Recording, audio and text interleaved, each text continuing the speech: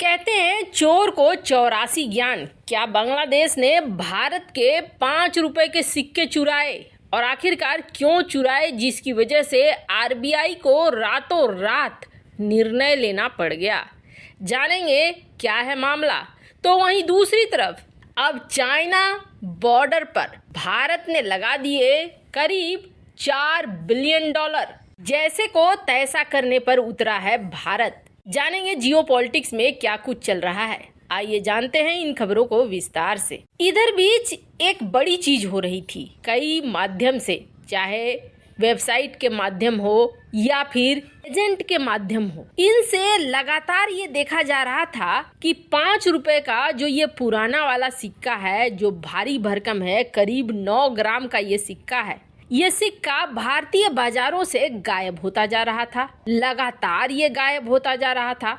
हालात ऐसे हो गए कि 5 रुपए का ये सिक्का पुराना वाला मार्केट में मिलना बंद हो गया। जब मार्केट से 5 रुपए के सिक्के गायब होने लगे, तब आरबीआई के कान खड़े हुए कि आखिर हो क्या रहा है, ये कहाँ जा रहे हैं सिक्के। जब पता चलने लगा तो पता चला कि इन सिक्कों की हो रही है स्मगलिंग, और ये स्मगलिंग होकर कहाँ पहुँच रहे हैं, ये पहुँच रहे हैं बांग्लादेश। आखिर बांग्लादेश में इन सिक्कों के साथ क्या हो रहा है, इन सिक्कों को लेने से बांग्लादेश को क्या फायदा है, तो आपको बता दें कि जब काफी छानबीन की गई तो पता चला अरे 5 रुपए के इस भारतीय सिक्के से बांग्लादेश 12 रुपए कमा रहा है। अब ऐसा हो कैसे रहा है? एक तो स्मगलिंग करके इन सिक्कों को खरीद रहा है बांग्लादेश, और खरीदने के बाद बांग्लादेश इन सिक्कों को भेज देता है फैक्ट्रियों में। फैक्ट्रियों में इन सिक्कों को पिघलाया जाता है, और पिघलाने के बाद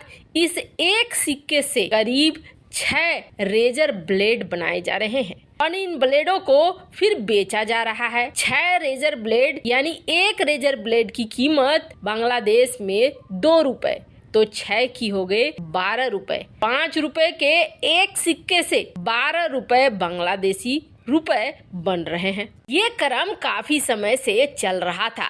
जैसे ही आरबीआई को इस चीज की सूचना मिली, आरबीआई ने हालांकि ये कदम काफी पहले भी उठाया था, पर अब एक बार फिर से आरबीआई ने सारे पुराने सिक्के बंद कर दिए और 5 रुपए के नए सिक्के जारी किए। अब ये जो नए सिक्के हैं ये हल्के हैं और सस्ते धातुओं से मिलकर बनाए गए हैं। दरअसल जो पुराना सिक्का था, ये पुराना सिक्का हैवी मेटल से बना हुआ था, और इसलिए इसकी कीमत बहुत ज्यादा थी। फेस वैल्यू यानी 5 रुपए की वैल्यू 5 रुपए हुई, उसके मुकाबले में मेटल वैल्यू इन सिक्कों की बहुत ज्यादा थी, जिसकी वजह से ये चोरी होते थे। अब आरबीआई ने सिक्कों को बदल दिया है। अब नए सिक्के कुछ इस तरीके के आ रहे हैं। इन नए सिक्कों का वजन भी बहुत कम है, और अगर इसे स्मगल कर किया भी जाता है, बांग्लादेश भेजा भी जाता है, तो बांग्लादेश को कोई फायदा नहीं होने वाला है। यानी 5 रुपए के सिक्के की ये स्मगलिंग और ये पूरा सिस्टम ही टूट गया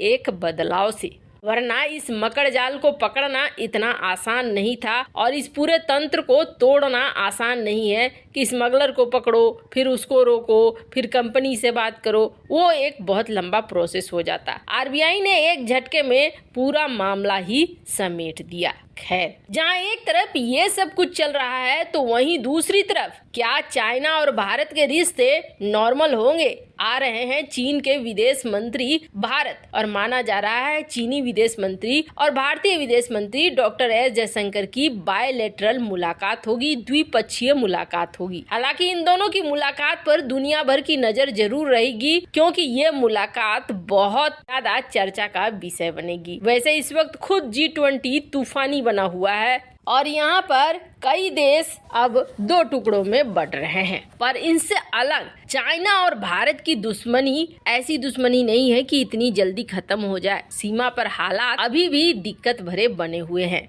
और कई बार भारतीय सैन्य अधिकारी भी कह चुके हैं कि यहाँ कब क्या हो जाए ये कहना मुश्किल है, कोई गारंटी नहीं है। अभी हालात भले स्टेबल हों। हालांकि चीन की कमर भारत ने सीपेक परियोजना को लेकर तो तोड़ दी है। सीपेक परियोजना में हालात ऐसे बन गए हैं कि अब चीन ने पैसा लगाना बंद कर दिया है और चाइना के लिए मुसीबत ये हो गई है कि जो पैसा इसने सीपेक के नाम पर लगाया है वो पैसा भी डूब ही रहा है। पाकिस्तान से उल्टा भागने लगा है चाइना और चीनी लोग बड़ी संख्या में निकलने लगे हैं। एक समय कहा गया था कि आने वाले वक्त में 40 से 50 लाख चीनी पाकिस्तान के अंदर रहेंगे, ये अंदाजा लगाया जाने लगा था। और उस वक्त सिचुएशन भी ऐसी थी कि चीनी लोगों को पाकिस्तानी लोग सर आंखों पर बिठा कर रखते थे। लेकिन जब से टीटीपी एक्टिव हुई, इस टीटीपी के एक्टिव होने के बाद लगातार धमाके होने लगे। लगातार धमाकों को देखते हुए पाकिस्तान से सुरक्षा मांगा चाइना ने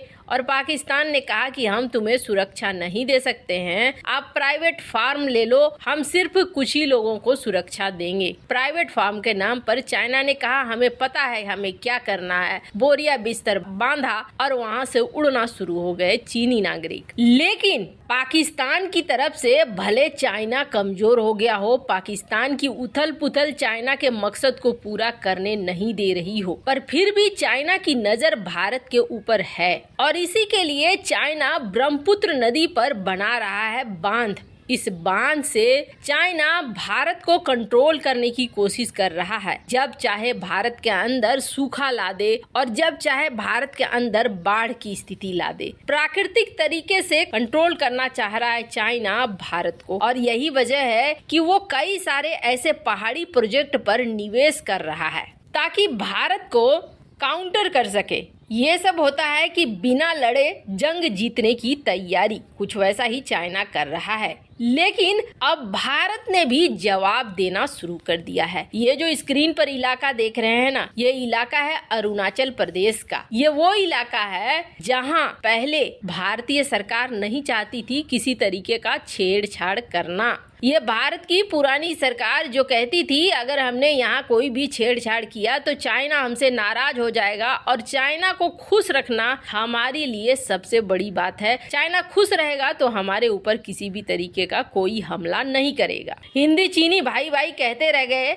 हमारे पूर्व प्राइम मिनिस्टर जवाहरलाल नेहरू। हिंदी चीनी भाई भाई कहते कहते वो चले गए, पर फिर भी 1962 में हमला चीन ने कर ही दिया था। भारत की नई सरकार अब ये सब कुछ सुनना नहीं चाहती है। दरअसल भारत की नई सरकार ने अब बड़ा फैसला लिया है और $4 बिलियन अरुणाचल प्रदेश एरिया में निवेश करने का मन बना लिया है और यहाँ 2880 मेगावाट वाली ऐसी ही हाइड्रो पावर प्लांट प्रोजेक्ट की शुरुआत कर दी गई है। ये चाइना बिल्कुल भी पसंद नहीं करेगा, पर फिर भी भारत ने अब बनाना शुरू कर दिया है ऐसे प्रोजेक्ट जो अरुणाचल प्रदेश और चाइना के सीमा से लगते हुए हों। वैसे भारत सरकार सही कर रही है या नहीं, कमेंट कर अपनी राय जरूर बताएं। जल्द मिलते हैं अगली वीडियो में नई खबर के साथ।